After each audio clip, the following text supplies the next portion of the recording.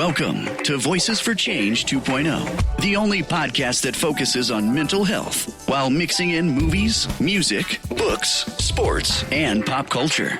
Here are your hosts, Rebecca and Joe Lombardo.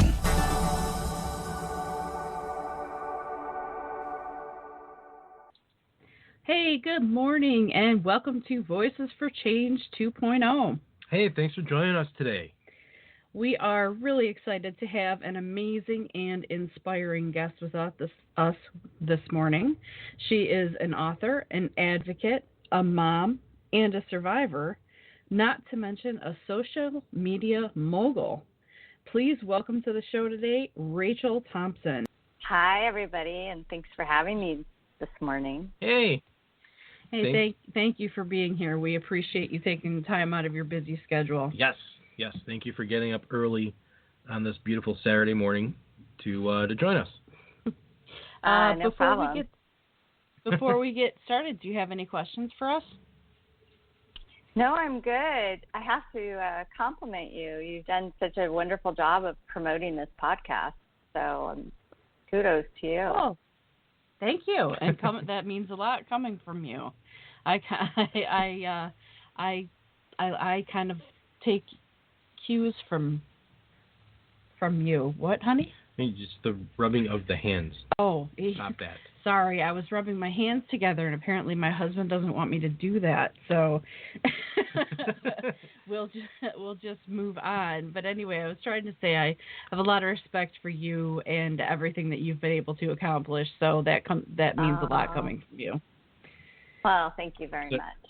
Appreciate that. So, sorry, ruining the whole moment there. Yeah, thanks for that. Sorry about that. I'm good for that. Yeah. Oh, you have a moment that needs to be ruined? Oh, I'll get right on that. Hey, he's can't tell wrong. you guys are married at all. No. Nah. It's all an act for the show. Yeah, really. We can't stand each other. All right, so we're just going to jump right into the conversations questions, rather, if you're with us already here. You have been open and honest about your past and that you're a survivor of childhood sexual abuse. Why was it so important for you to come forward with your story?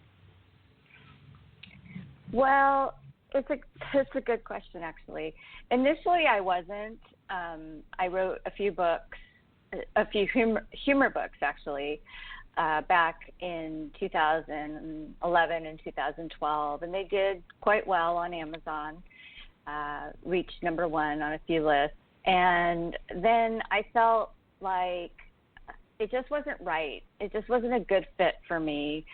And I started writing more poetry. I'd always written poetry. I've been a writer since I was 10 years old. And I found that there was just something in me that really wanted to deal with the fact that I had carried this weight and this burden my whole life. And there really was a factor that hit me, which was the death by suicide of an ex-love. And I started delving into some journals. I have been a journal keeper pretty much since I was a preteen, almost the same age that I started wanting to be a writer. I started keeping diaries and journals all the way throughout my whole life. And so I started looking back into those journals from when I was in a relationship with him in my early 20s. And once he died, it really just opened up this flood of emotion for me. And I started looking back at a lot of the behaviors that I experienced. And now that I was older, at the time I was in my 40s when he died, mid-40s, a lot of what I experienced, anxiety and depression, I didn't know that's what I was experiencing at the time. And a lot of it made sense to me now that I was much older. And so I was really able to have a different perspective and understand what I was going through. And I just started the whole story really just kind of, came flooding out. And I talk to authors and survivors a lot about writing what scares you and really digging deep inside and just letting that first draft come out of you. And it doesn't have to make sense. You don't need to really worry about who's going to read it, because at that time nobody was watching me. I didn't even know I was going to create a book out of it. I just needed to get all this out. And so that's really where the initial spark came from. And then I decided I can't be the only person who has experienced this. I became much more educated through reading through sites like RAIN and the Joyful Heart Foundation, that 1 in 4 girls and 1 in 6 boys under the age of 18 will be abused, and 90% of their abusers are people they know. And in my case, I was 11 years old, and it was the next door neighbor, and he was a father of 5 or 6 kids, and and people implicitly trusted him. He was a officer in the Army, and people had no question. Yeah, people had no question that I could go over, or other kids could go over to their house, and we would all be fine. And obviously, that was not the case. So that really violates a level of trust. Very much so.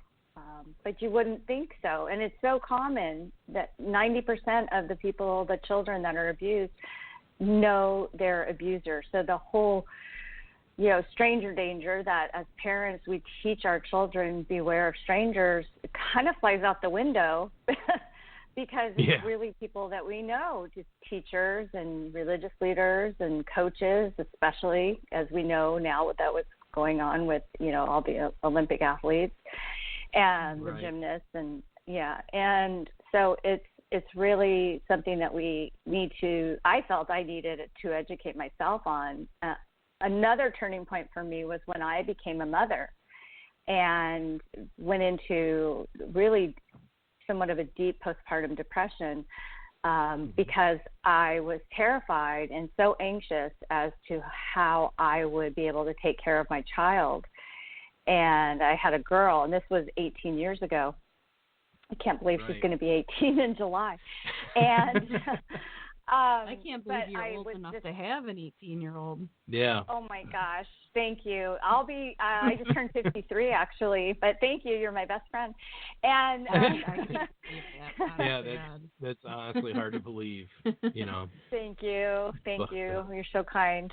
But I just completely freaked out because I, at the time, was working for a corporate job for marketing for Big Pharma, and I had 6 weeks off after she was born, and I just completely lost it. Having to hire a stranger to take care of my kid, and I became a mess, and that's when I started going through therapy. And so all of this together really just created this whirlwind of me just needing to get my stories out. Okay. And a big part of, I think, the survivor, what the survivors of such situations go through is not only are you having to work through what you've been through and who you should tell or how you should tell people or if people believe you or, if you're going to get any help out of the situation, you also have that added degree, that little voice inside your head that says, if I don't tell, will they do this to someone else? And like you said, the person that was your abuser had kids. So I'm sure that in some small part of your brain, you had thoughts of, whether or not it was happening there as well. Well, I was so young when it started. I was 11. And I was terrified. I mean, he threatened me. He threatened my baby sister, who at the time was just a year old. And I didn't know that he was also abusing other girls in the neighborhood. You live in this bubble of terror.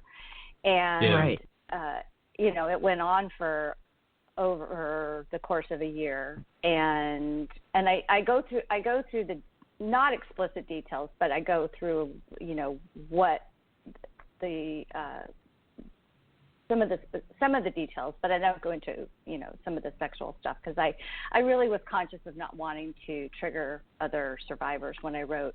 Right. The book is Right. the first book is titled Broken Pieces, and it's on Amazon in both ebook and paperback. And so I go into the course of that, and then I didn't actually come forward until because I was so terrified.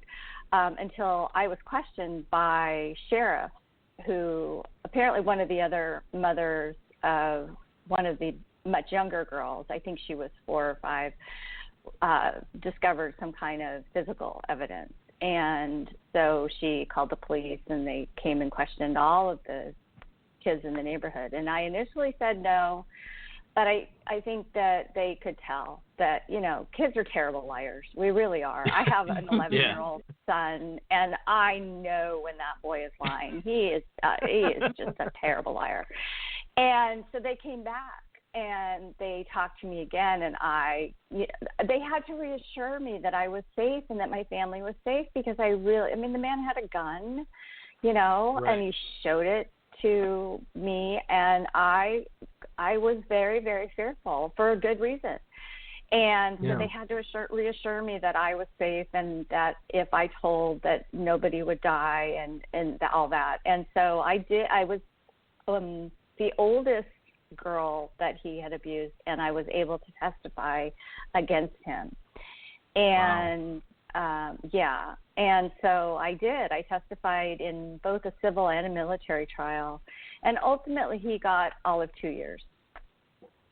So it's ridiculous. But the most ridiculous part of all that was, well, of course, the sentencing. It ended up being a civil trial because they felt there wasn't enough evidence to go for a criminal trial. But that my folks, we've talked about this. They Right. admit I have a very good relationship with my parents, and they were very supportive of me writing this book. But they admit, neither of them were college educated. This was the 70s. They didn't really understand the need to put me in therapy or to move us away from that situation. And so they stayed there. And so he came back. I went to school with his kids. And so my, anxiety and depression and truly the PTSD really just, developed. And their way of dealing with it was just to tell me, you're fine. It happened, but, get over it. Sweep it under the rug. Yeah. Yeah. Yeah, he gets 2 years for something that you have to live with for the rest of your life. Yeah. Mm-hmm. Yeah. Hey, Rachel, so I know you briefly mentioned this. How old were you again when you first sought help for what you had actually gone through? After the birth of my daughter, and I was 35 when she was born. So, okay. Yeah, decades later. You went through it alone for a long time. Yeah. And I never talked about it. Yeah. Wow. I know I speak for Beck when I say I'm so sorry that you went through that.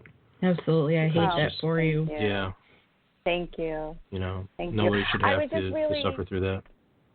Thank you. I was just really under the impression that I was just going to move beyond it. I was successful in my job. I was a straight A student. I just really went to, survivors show different ways of dealing with, the abuse. Some go heavy into promiscuous behavior. Some go into addiction. Some go deep into depression.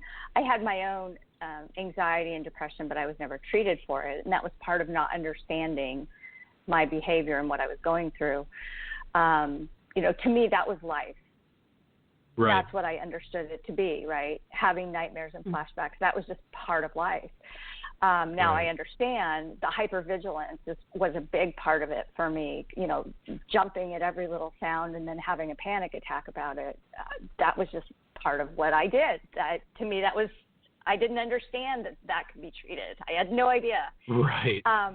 But I went into that perfectionist mode where if I became an athlete, gymnast, and I couldn't just be a gymnast, I had to go out for the varsity team as a freshman and get my letter. Like that just, I had to go 100% and achieve it.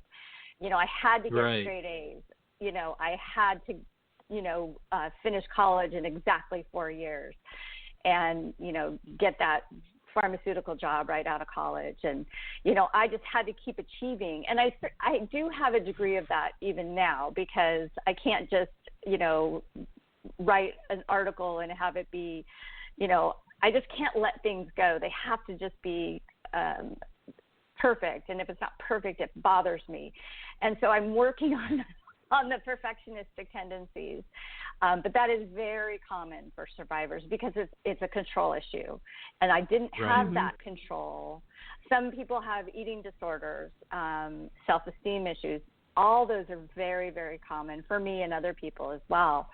And migraines, that's a huge issue as part of the PTSD. And a lot of people don't associate migraines with survivors or with PTSD. Huge, very common.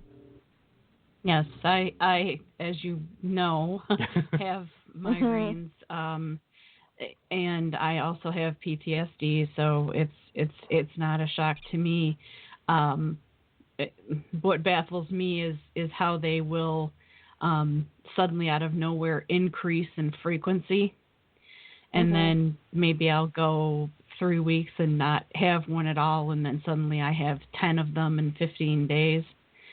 That's always been baffling for me, but that's a whole nother show there. So, I gotta mention this really quick, just completely unrelated note, because there's a lot going on behind us. If you happen to hear noises and or meowing of any kind, that's our little fur babies feeling the need to chime in on the show. Yeah, the cats have been doing some sort of artistic dance routine behind us on the bed. They're trying to conjure rain, I think, for some reason.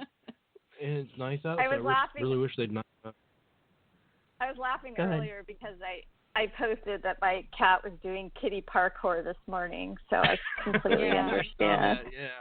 Yeah, we've got one of those too. Our youngest, the stuff that she does is, we don't want to go too much into our cats because we talk about them all the time, but we got her in 2013, and she's one of those orange cats, and she's very, very slim, very athletic. Not the other two aren't athletic, really. They're older, so they're more chill. They sleep a lot. And this one.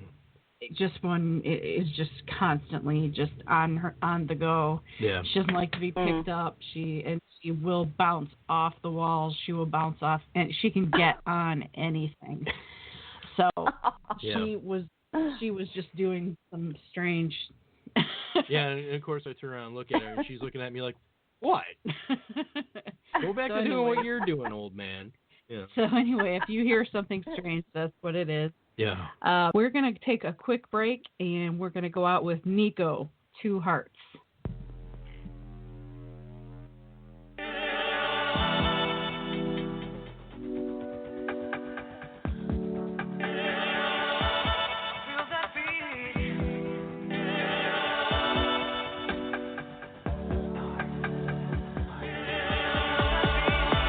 We are born with 2 eyes, 2 ears, 2 eyes.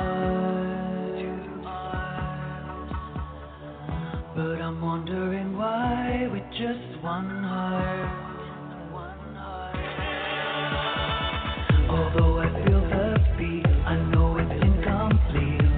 I feel the beat. But looking in your eyes, now we can synchronize.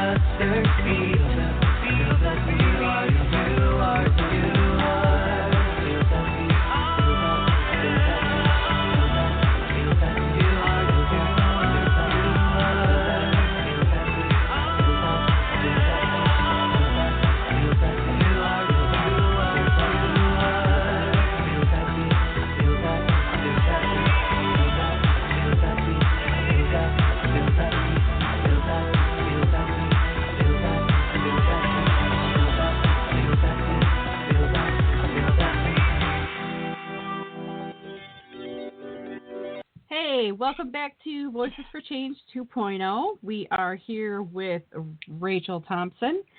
And Rachel, how has the diagnosis of PTSD affected you in your adult life?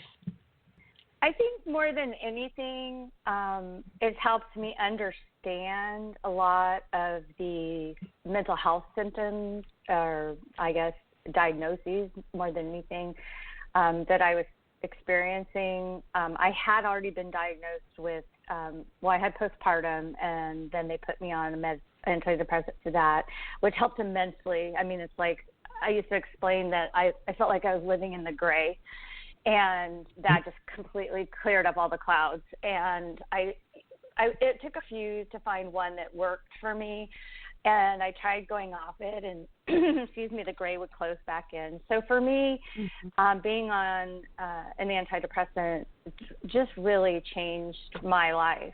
And so I have no issues being on it, telling people that I'm on it, and that it's worked quite well for me. And it's also helped control the anxiety that I was feeling as well. I no longer have panic attacks at all.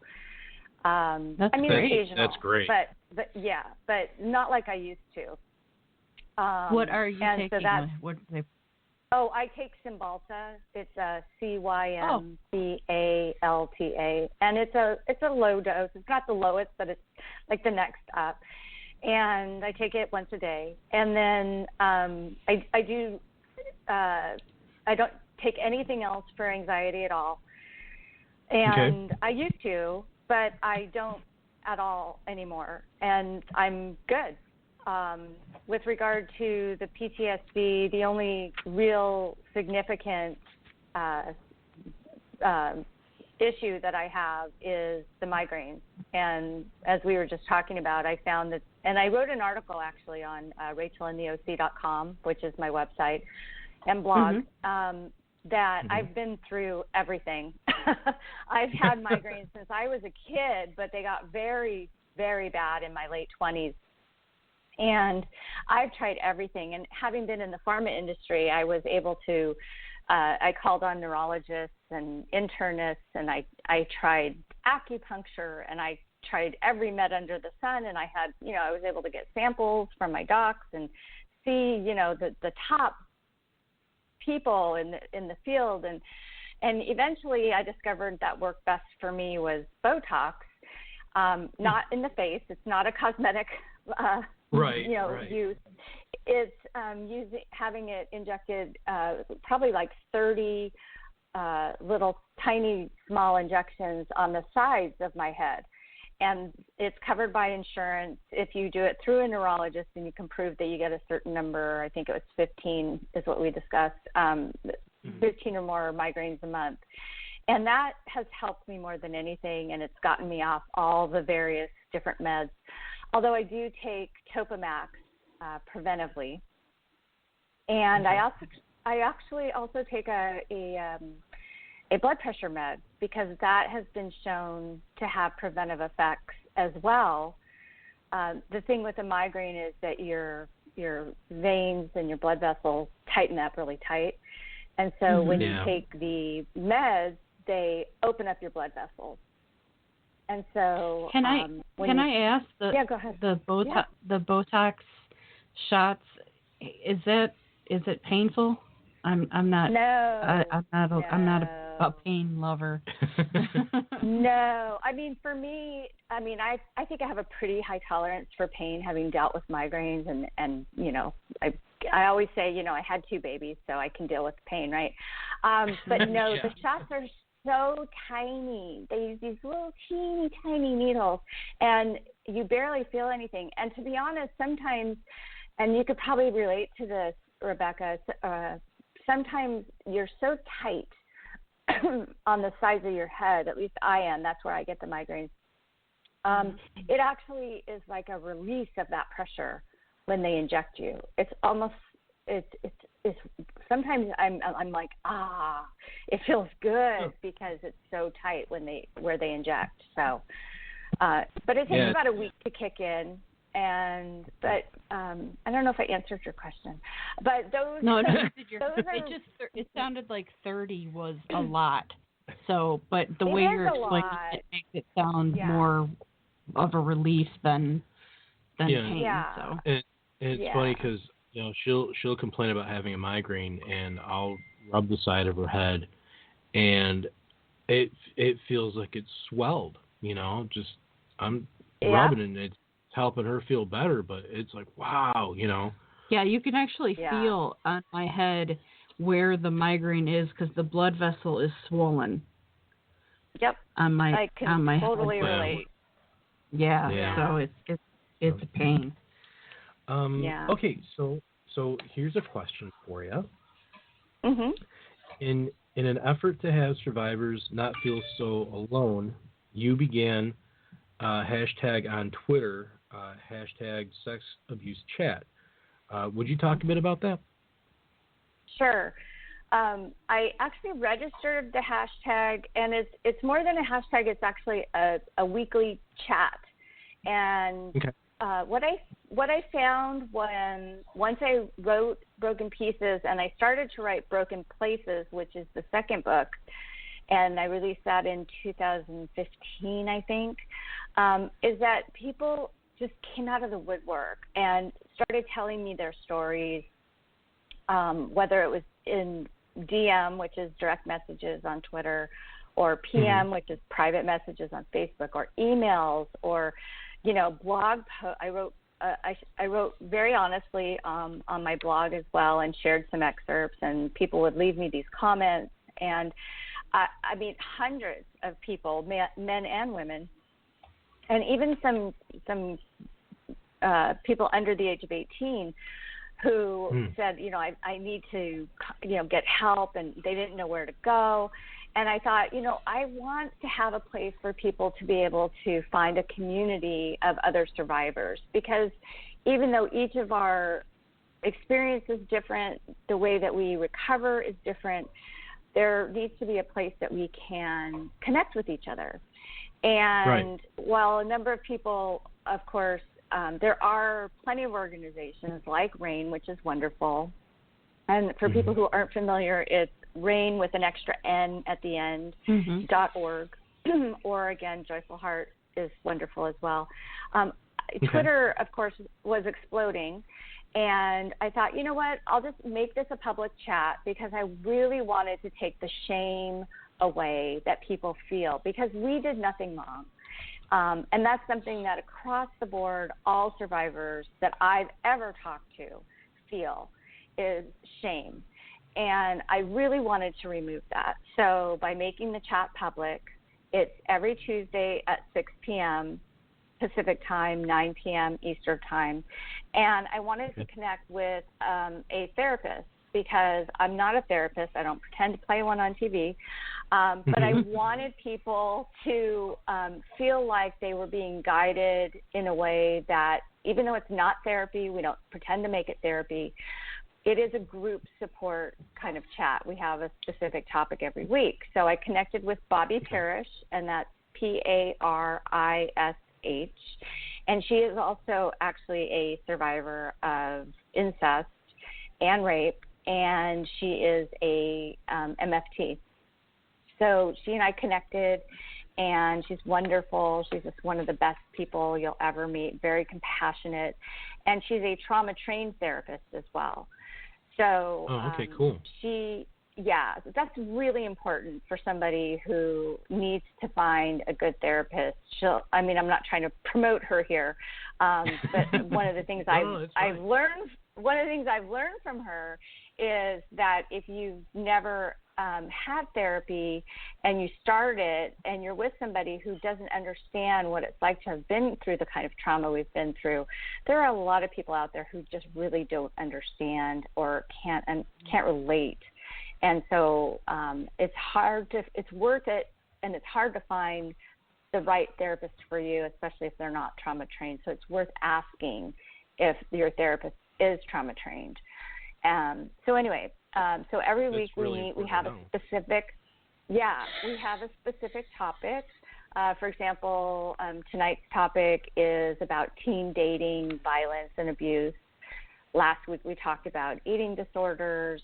So we have a very specific topic, and the chat is public. If people are just so uncomfortable that they don't want to participate, they can just follow along.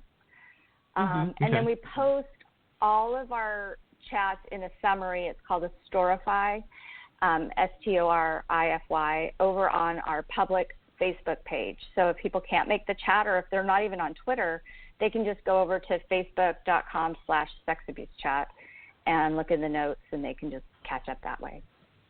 Oh, that's a very interesting feature. Yeah, that's very cool. Yeah. Yeah, it's great. So now you have written Broken Pieces and Broken Places, and soon you'll be releasing Broken People. Would Correct. you like to tell our listeners a little bit about your books? Sure.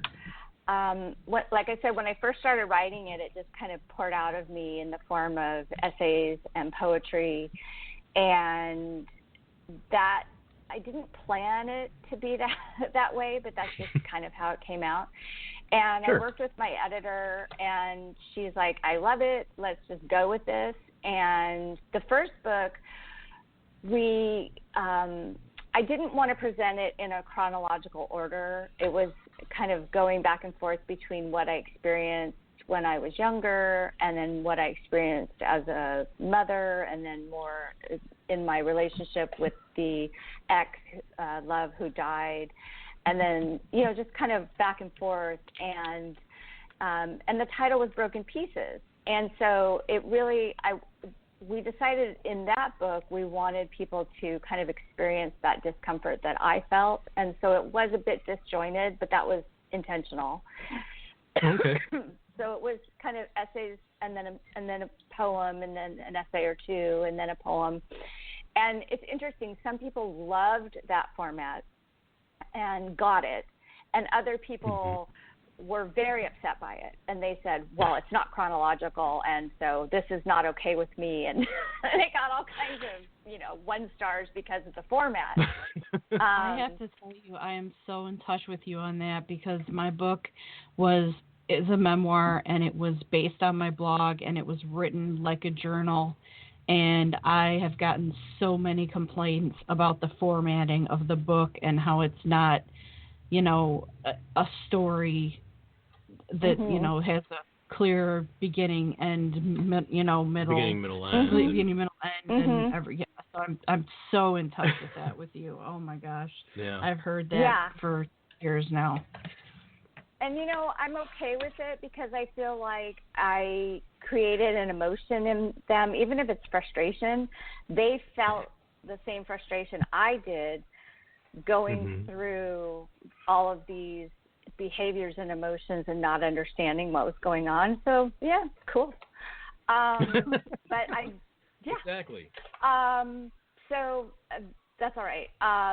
To each their own. Everybody, they have the right. This is what I always tell authors, and I understand it myself, is I don't take it personally. And I figure once our work is out there, we're no longer invited to that party. Just as I can read a book and not like it, people can read my books and not like them too. So, yeah, it's all right. The thing I'm always reminded of, I got to tell you, because this is funny, the thing I'm always reminded of, there was a line, this is going to sound stupid, there was a line in one of the Wayne's World movies, of all things, where Wayne is talking about not everybody liking his show, and he says, well, not everybody liked Led Zeppelin, and that's what the Bee Gees were for, so... because everybody liked the Bee Gees, and it always stuck with me. I'm a musician, so playing music for the last 30 years, not everybody's going to like what you do, and the people that do, and the people that don't. And, I saw it with Beck and her book, and you've seen it with your books, and, there are people that are going to think what you've done is the best thing since sliced bread, and there are people that are going to think it's, a steaming pile of, and that's fine. You're right. You can't take it personally. Not going to please everybody. Yeah, that's for sure. That's what the Bee Gees are for. Yeah. So. I did learn. It's a very good point. I did learn in the second book. I feel like I kind of gave in a little bit. to give it a little bit more structure, and I broke it up into mind, body, and soul. But it fit with what I was writing about. And interestingly, it's gotten all 4- and 5-star reviews. I think there might be, I think there might be 1 3-star or something. I'm not really sure. But it definitely overall has done. It's interesting. Broken Pieces has way more reviews and is still read more. I think that's it's more identifying to me as a writer. Broken Places, doesn't sell as well, but I think it's a better written book, I guess. It's won more awards. It's ranked higher on Amazon. And that's the book that got me signed by my agent and publisher because they really, really liked it. They felt the writing, was elevated from the first book.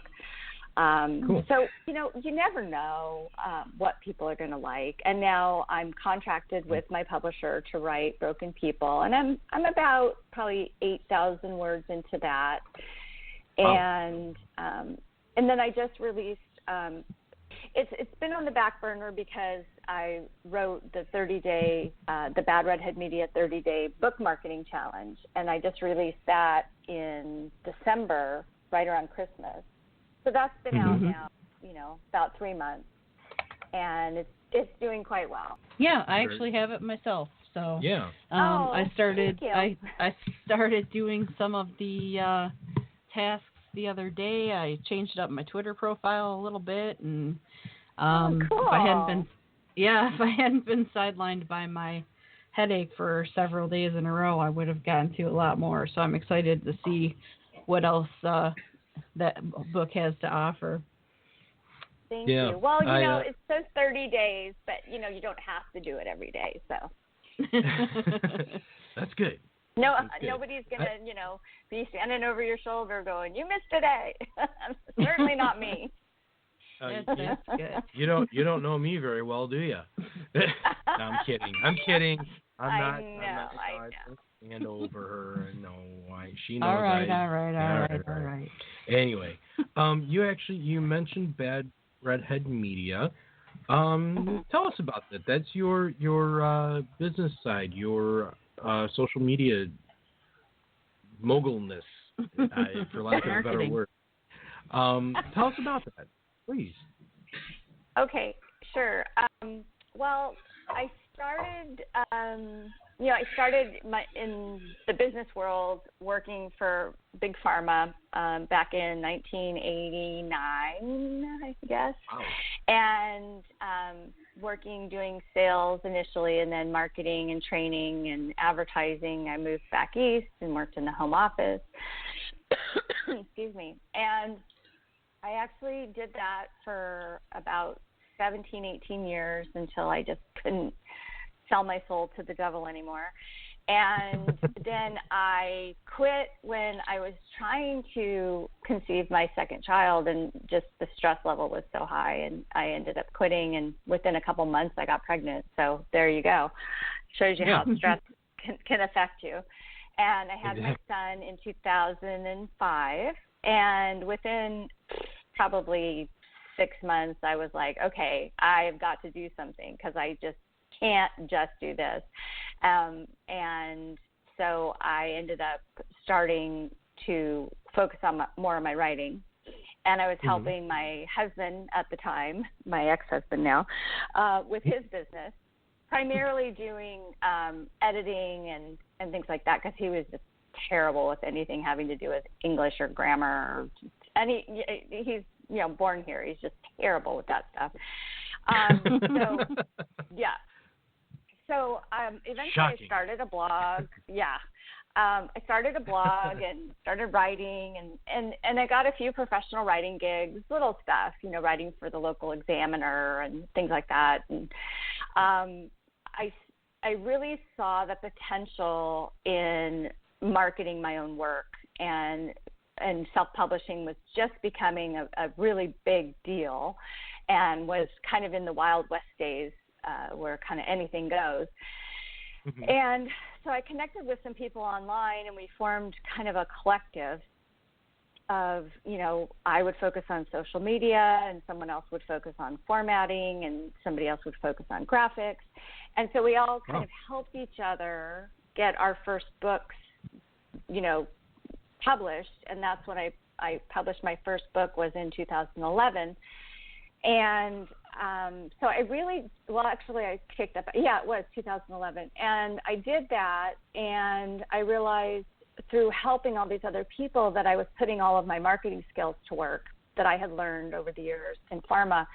And I realized that how I wanted to treat people based on what I had learned all those years, and it's really what's called relationship marketing. And that's really how I decided I wanted to create my own business. And I found that I was volunteering and giving away my time while I was taking care of my kids. And I needed to start charging money because I needed to help pay some bills. And so I hung out my shingle and, created my DBA, my doing business as. And I needed to come up with a name, and, it's known for the red hair. So I thought, well, let's make it a media company. But I didn't just want to focus only on social media. I wanted to also focus on the branding and marketing aspects, because that's a lot of what I did in my professional life as well. As well, as sales too. So I thought, okay, let's call it media. And so that Bad Redhead Media was born. And I think my first clients were, some indie authors, and I think I maybe charged like $30 an hour or something, very affordable, kind of what a virtual assistant would charge. And I did that for a good probably a year, just to kind of get my feet wet, made sure I had the experience, and I knew what I was doing already, but I took some courses and really just built up my portfolio to the point where I was really comfortable doing what I was doing.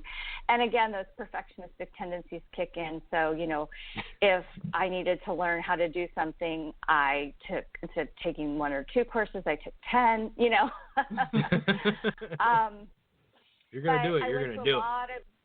Yes, exactly. But I went to a lot of conferences. I went to BEA, Book Expo America, and I just sat in on everything and just really absorbed a lot. And then, of course, I marketed my own books and was able to really achieve quite a lot of success that way, and, hitting Amazon #1 on a number of lists, the paid lists, and winning awards, and just working with some really amazing clients, which I can't say who they are, of course. And so I've been able to really cement my reputation that way. And I now am the director of social media for a large website company. And I'm able to work with some New York Times bestselling clients.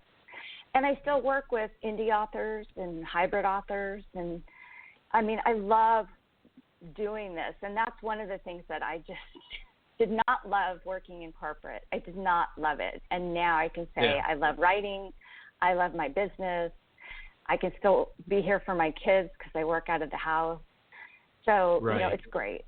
That's good. It's wonderful when you find something that you enjoy and that's rewarding for you like that. That's always an amazing feat, because not everyone can find that, unfortunately. Amen to that. They say if you find something you love doing, you don't work a day in your life.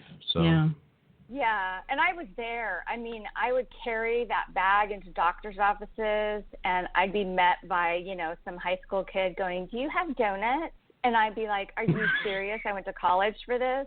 No. Yeah. So I used to work in a couple of different doctors' offices and varying, all different types of fields. And sometimes I did medical billing. Sometimes I just answered the phone, and we always knew when the drug reps came, because they always brought food, and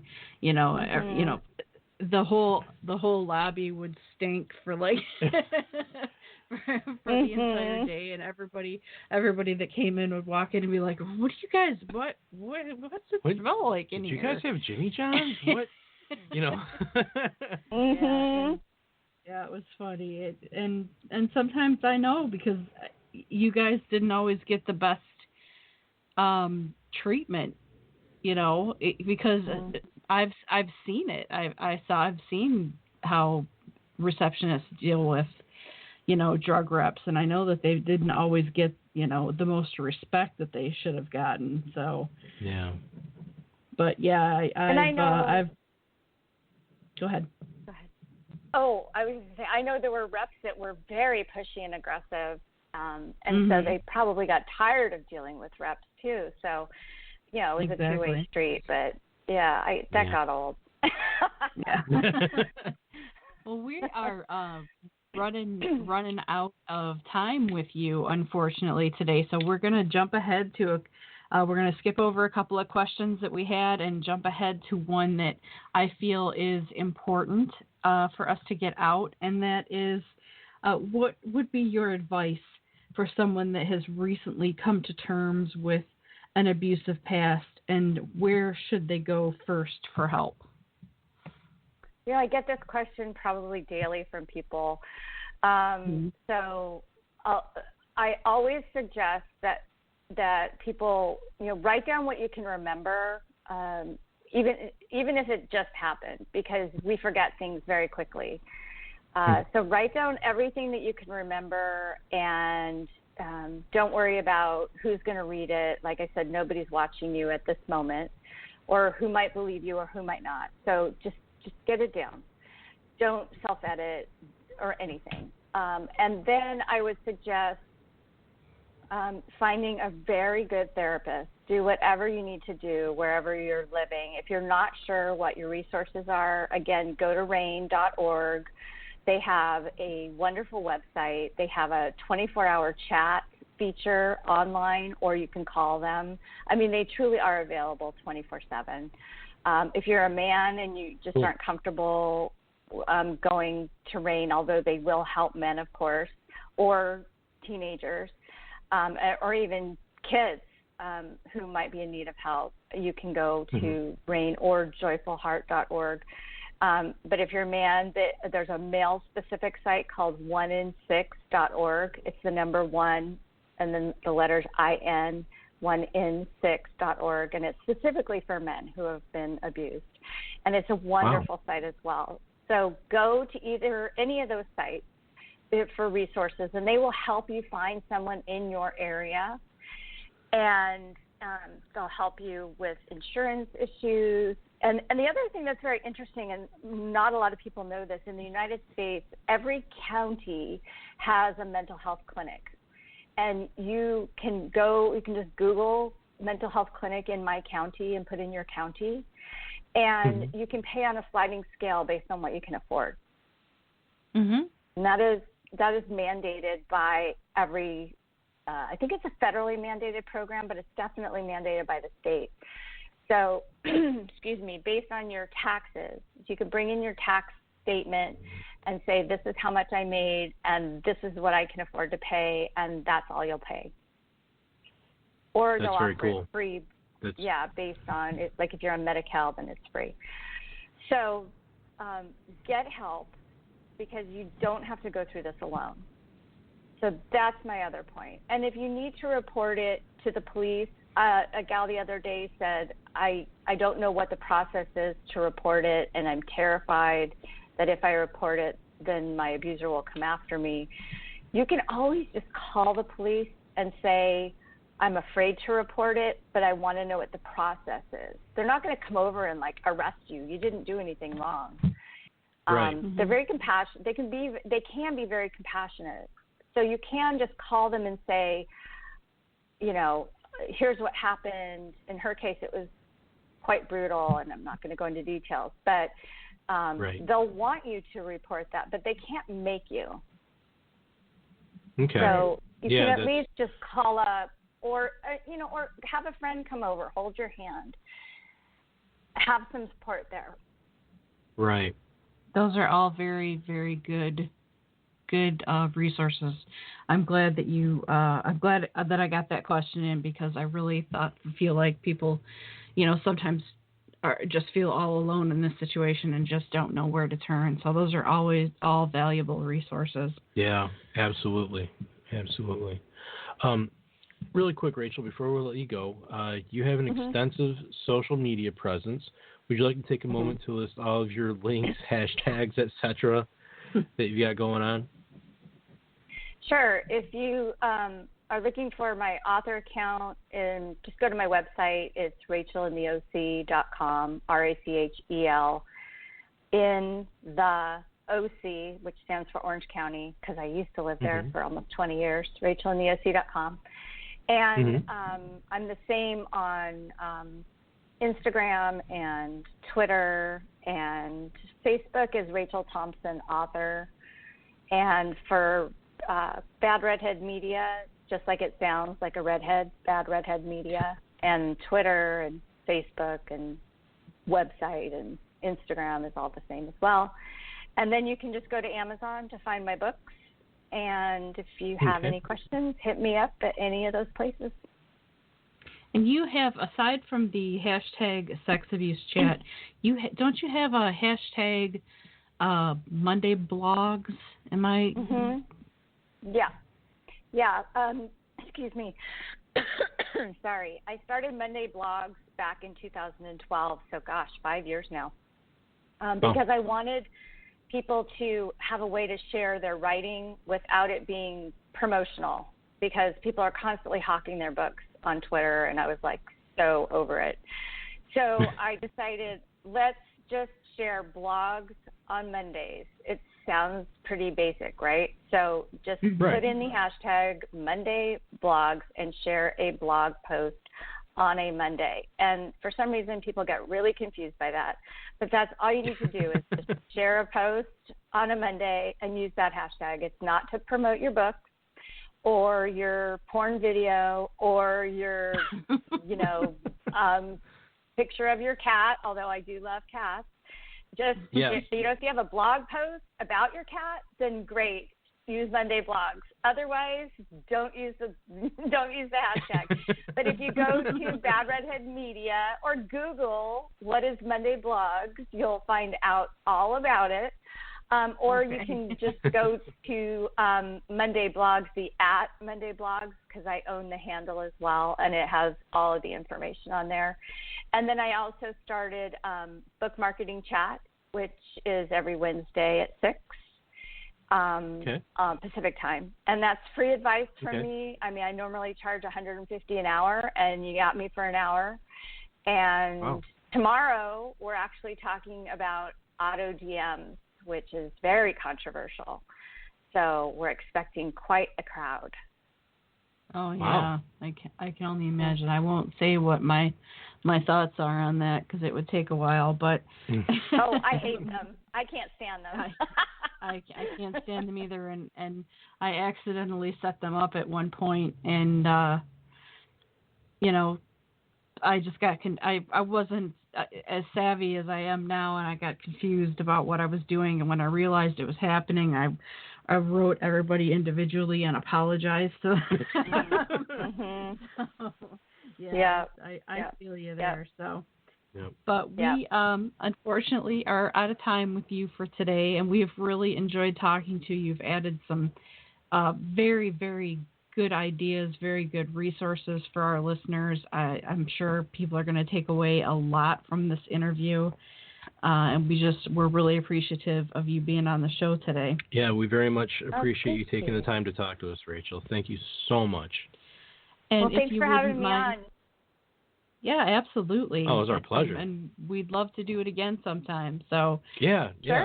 When Broken People comes out, give me a holler, and we'll put you on again. But if you would do us the honor of staying on the line for just a moment, we're going to play out with Jay Knight's "Living for the Memories."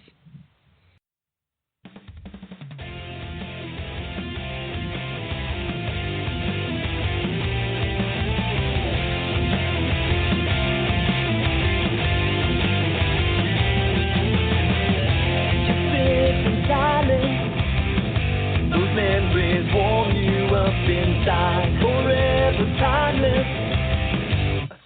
second that will stand the test of time. Waiting for a moment that's already passed you by. Don't you want to know what you've been missing? What you've been living blind. Life is what happens when you're making other plans. Here and now, all we have to live is our present. Here and now, hold on tight, we're living for the memories.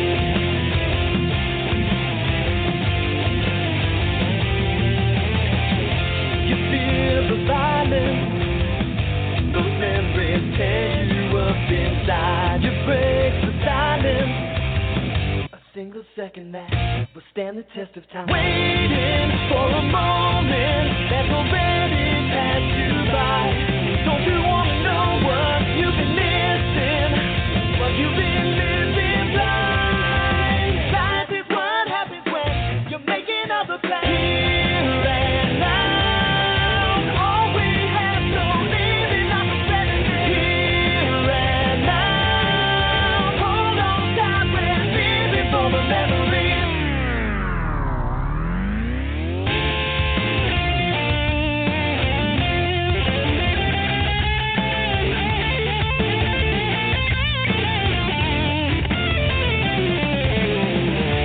There's no tomorrow, no need to sorrow, no need to feel the pain we do. No need for angels, demons, or fables, praying to gods that don't come through. Dream as if you live forever. Live as if you die today.